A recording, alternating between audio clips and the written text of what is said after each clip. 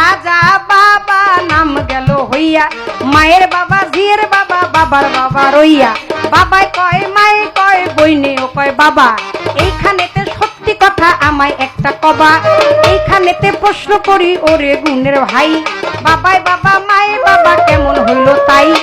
আমার একটু জানার দরকার, মজার একটা প্রশ্ন করি আপনার কাছে, শোনেন। পিতা, বাবা, অভিভাবক। বাবা শব্দের অর্থ অভিভাবক, আপনার একজন গার্জিয়ান। আমরা বাবা বলতে বাবা কয়কারে?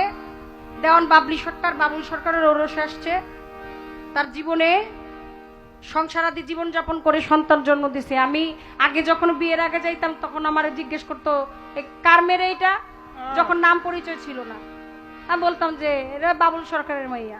আর তারপরে যখন চিনছে, এটা এখনো আছে গ্রাম অঞ্চলে, মেয়েরা হাইটা গেলে এখন তো কত বোরকা পরে যায়, বা একটা মেয়ে উপযুক্ত হলে জায়গায় কার বাড়ির মাইয়া যায় গো, ওই মোরল বাড়ির মাইয়া যায়, মাতবর বাড়ির মাইয়া যায়। আর বিয়ার পরে জিজ্ঞেস করে কোন বাড়ির বউ যায়। এই হইল গে দুনিয়ার রীতিনীতি। আমার একটু জানার কথা, এই যে খাজা বাবা, আসলে তার নাম হচ্ছে মঈনুদ্দিন খাজা বাবা।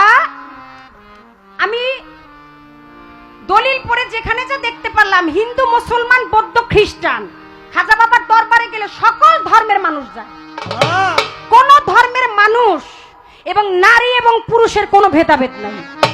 ওই দরবারে নারীও যাইতে পারে, পুরুষও যাইতে পারে। আমার একটু জানার কথা, জানার দরকার, আপনি বলেন খাজা বাবাকে বাবাও বাবা ডাকে, মায়েও বাবা ডাকে, জিও বাবা ডাকে, বইনেও বাবা ডাকে, তালয়ও বাবা ডাকে, মাও বাবা ডাকে।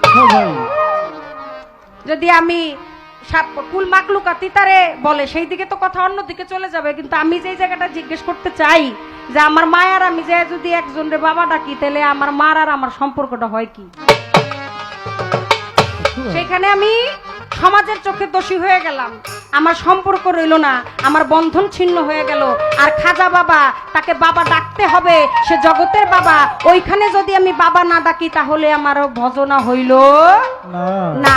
আমি অভিভাবক মানলাম না, আমি পতি মানলাম না, তাকে পতি স্বীকার করলাম না, মায়েরও পতি আমারও পতি, তাহলে আমার হবে কোন গতি?